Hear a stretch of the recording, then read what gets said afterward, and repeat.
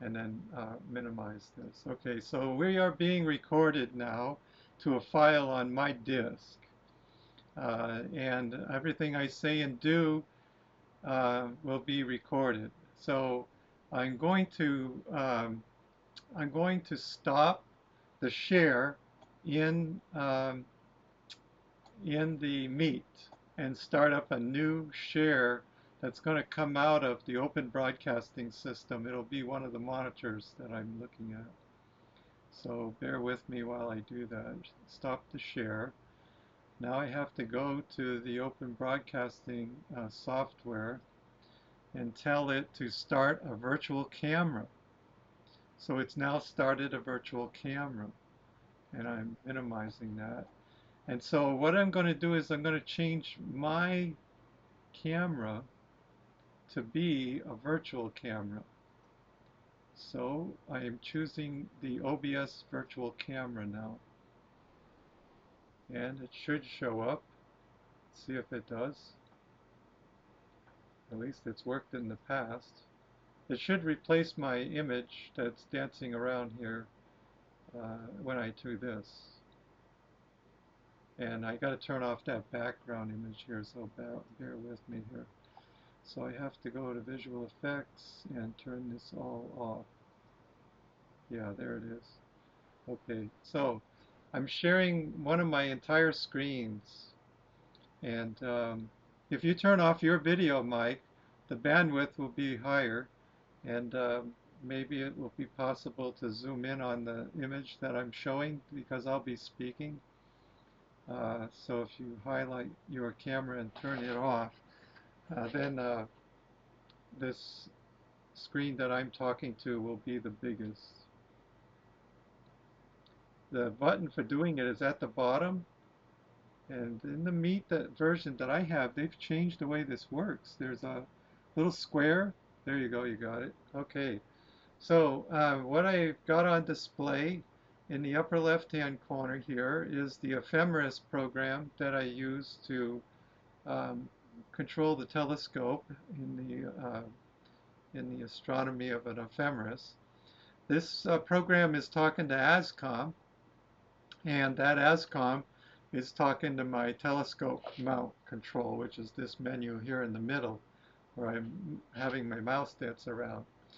And then lastly, I have this program SharpCap, which is digitizing the entire size of the new CCD camera that I just got.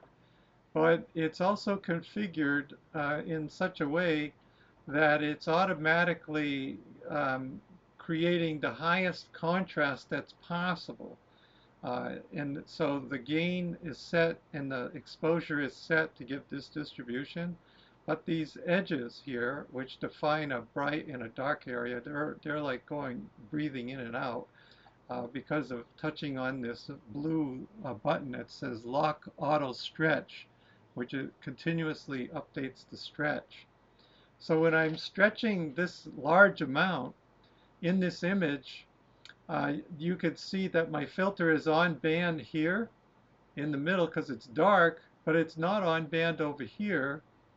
It's on band, but it's still a narrow band, and you can still see interference fringes here. And in the bottom right-hand corner, there's a dark area. That means that's a place in the filter where it's even narrower band. So we'll try to address that issue at a later uh, point. Whose phone? Leonard? Uh, Vicky, get it? You got to get it. Is it Brian? Got it. Okay.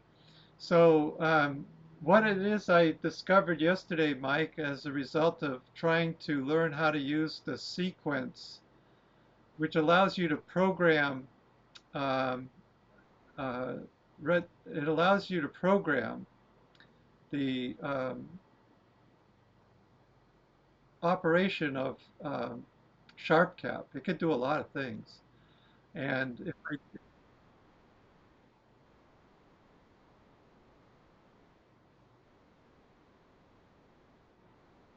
and I got it already done. I didn't do it. It was a button that became operational as of yesterday when I when I allowed the program to connect to my hardware. So I had shown Leonard how that was done a moment ago, and I've already forgot how to do it. Uh, and anyway, yeah, I was in the sequencer, and um, I wanted to do some scripting, and yeah. So anyway, let me just go to the sequencer. So at the sequencer, you can do some deep sky stuff, solar system stuff, lunar and solar. So this is the solar planner that comes up. This is a script that's written in this sequencer language, and I'll tell you all about it and actually make it operate here. That's why I've positioned the windows the way they are. Now, I know from experience that I need to start at the center of the sun. And that's what I just did with Leonard. I started out with the um, telescope on the left limb, and I told the sequencer, I told the ephemeris program to move the telescope to the center. So now this is looking at the center of the sun. This is the real live image of it. Then I moved it over to the right, and I told my telescope mount that it was on the center, and then I moved back, and so that's how we got everything squared away. So in order for this alignment thing to work, it says ShopCap needs to know the orientation and size of the sun relative to your camera field of view. So there are two different ways to do it. One is one that's guided. That's a manual method, which I first used yesterday. And the second one is an automatic one, which is experimental, and this is something I made work yesterday quite nicely. So I'm going to show this function. So that's what I'll end up executing is this function. Now, it wants to see the edge of the sun to see that operation occur. So I'm going to move the telescope over to the right edge of the sun until I get over there. And here comes the edge of the sun. And you can see how the histogram has made a change, but it's still automatically making the decision on how to do this. Now it became that there's a lot of black pixels here, and that's why this slope on this histogram choice and this boundary condition here for the low-lying values moved way over to the left. Okay, so the script has been really highly engineered to go to the center of the sun if I want to go to the center of the sun, but I've already trained it that I know where it is, but I also have said that we're going to be there. Anyway, if I press next, it'll find the edge of the sun. The green stuff that's there is saying, I know where the edge of the sun is, and I've picked up a point here, which is red. Now, if I start alignment down here, it will make some judgment calls. And let me see if I can move this up such that all of these judgment calls are made apparent. So there, it's got a disk detected. So that was one of its first things it wanted to be able to do is detect the disk. I'll move this over some more this way. So, and then what you got to do next is start alignment. So I start alignment, and what will happen is it'll move the telescope if the telescope's connected, and it'll put this red dot at a couple of different places saying it now understands where the telescope is, and then it'll be able to make the moves necessary to digitize the sun fully, and in all of the different regions, which I believe it does 12 different regions. So I'll do start alignment. And there goes. It's moving the telescope on its own. It moved it down, it moved it back, and then it's going to move it up, I think. Yeah, and there it goes. It moves it up to a different place. and it says, I got it, I understand it. Now it's gonna, it's what it's doing down here, it's waiting for stabilization. Okay, so now it has decided that it understands the rotation of the sun, the Mount coordinate system, and its true position. And the last thing we'll do is we'll press on next. So it highlighted this button as this is your next thing to do. So I push on next.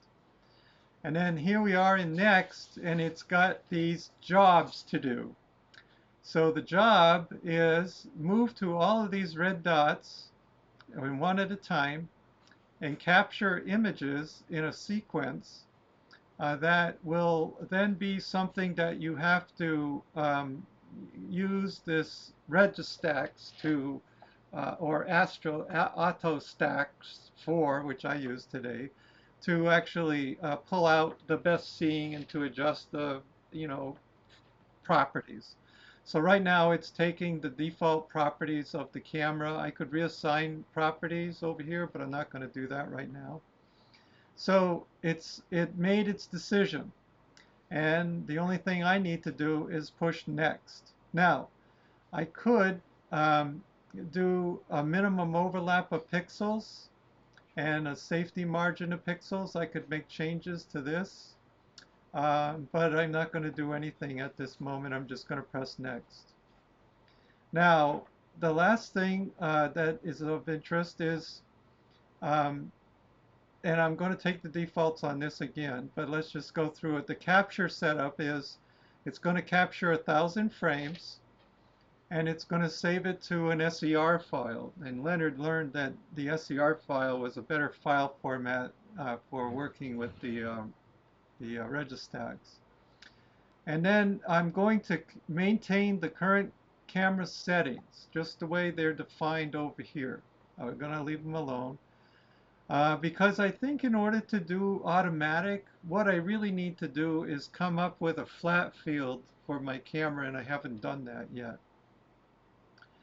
So then there's going to be a choice to take out backlash in the gearing, and what it'll do is it'll approach the landing point in a well-defined way for each point. It'll approach that point exactly the same way. Okay, so here we go. I run the mosaic, and then I say continue. And here it's making the move, and it's putting out the commands that it used. So here we have the output from the script. You can see that the camera moved up here in order to be at this place to take this picture. It's taking 1,000 pictures while it's there. It won't be terribly long before it has taken those pictures, because it's taking pictures at a rate, I think, about 30 per second. And so it's done, and now it's moving to the next location, and there's the next location. And you can see where it is in here. It's at this place. It thinks it's right here, but it's a little bit off, and that's okay, because it's capturing the entire sun by the time it's all done.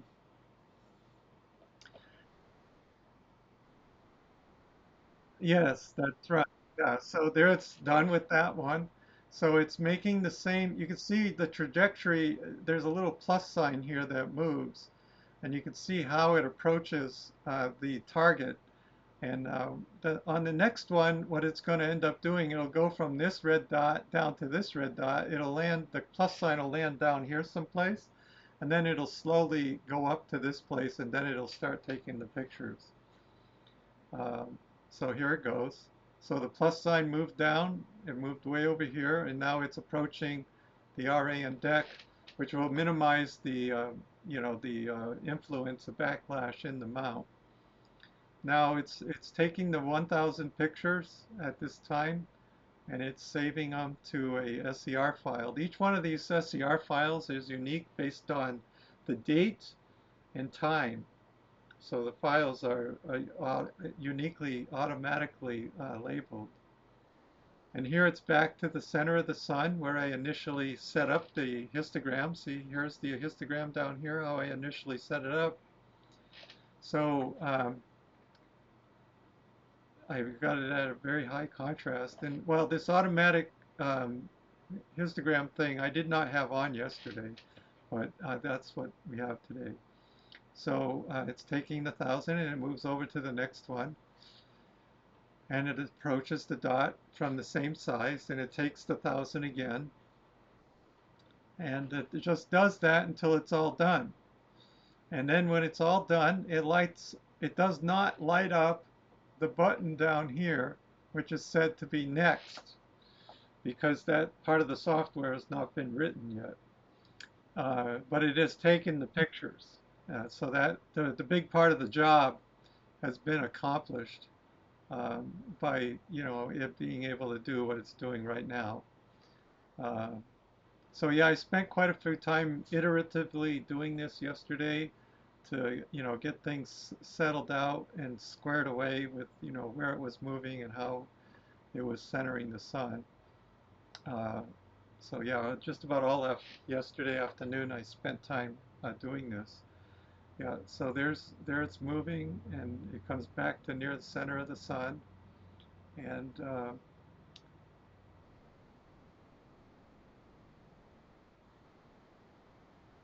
yeah, that's because what happened, yeah, if you look down here at the histogram, um, you see this? Yeah, so there is a limb darkening in the solar image. So as it moves over to the edge, it's using. I have a box on the image that I'll show you after this is done. That's calculating, the histogram. So we would have to make the histogram a little smaller area in order for it to make a consistent choice. Uh,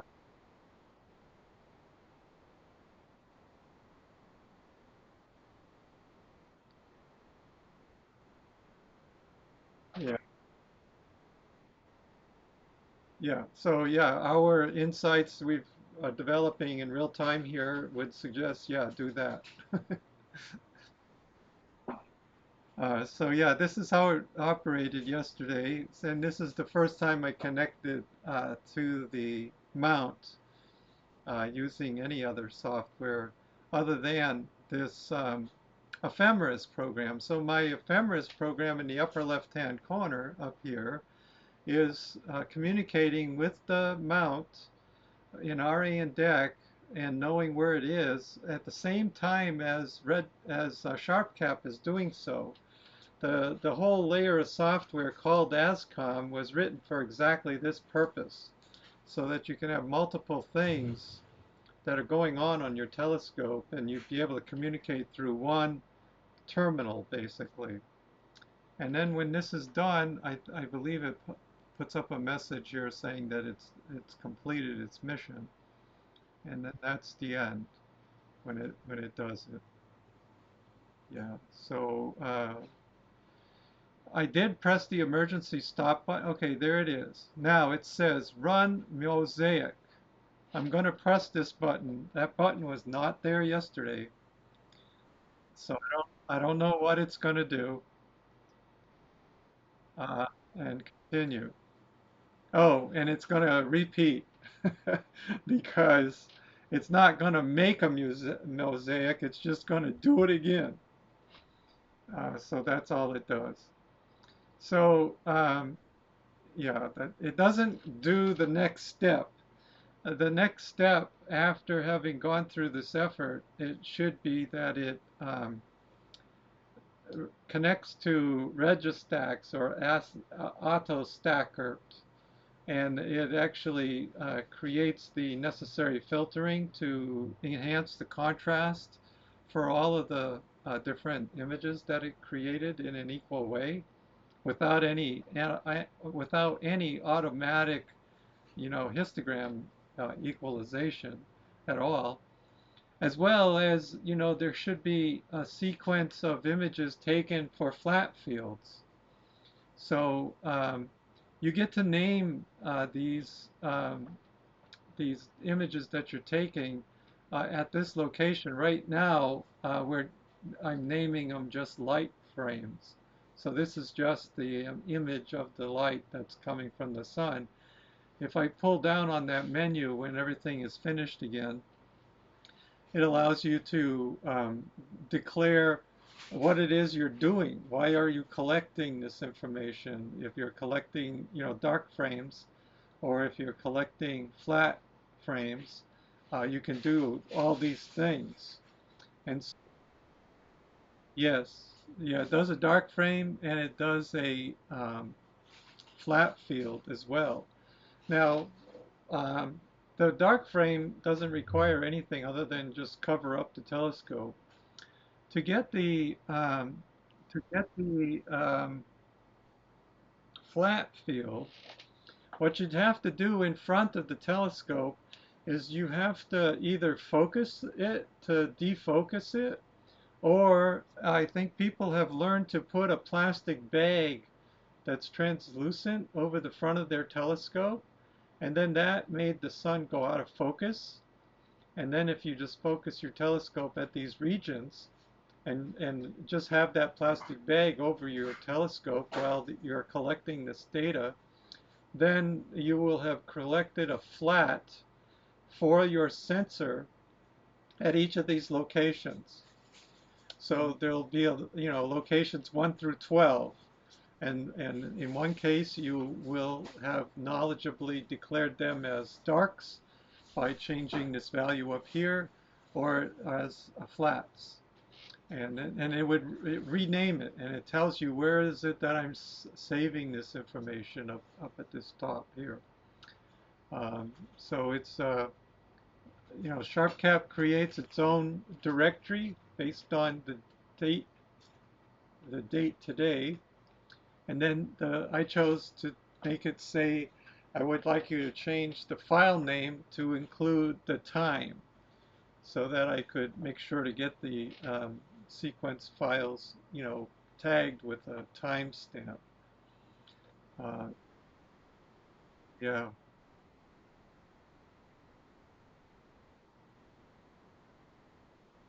yes, it has not. You select that by utilizing the uh, Registax, and or if in my case I am using what's called auto stackert, and I'm taking my instruction from the um, posting on YouTube's by a fellow from whom I got this tutorial. Now, he in his tutorial never spoke to this issue of what I'm doing right at the moment, which is automatically moving the telescope to take these pictures. So I don't know what he did to take his pictures. It never really said, but he gets really nice images. So maybe he wrote his own script to do it. I think possibly so. I think this is a new capability for SharpCap. At least it's new to me as I understand how to use it. Maybe it's because I made my hardware connected to this program that the button became operational. I- I'm not quite certain. I was trying to use the sequencer for the purpose of programming to be able to do this myself.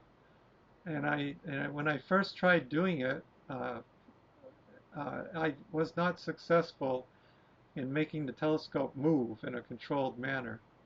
After this is done here, I'll stop the automatic recording and I'll continue. I think this will finish up here for the second time, and then I'll go to the OBS, and I'll continue to share the screen the way I'm doing it. Well, no, I think I'll zoom in on it using, okay, so it's done. So I'm going to stop the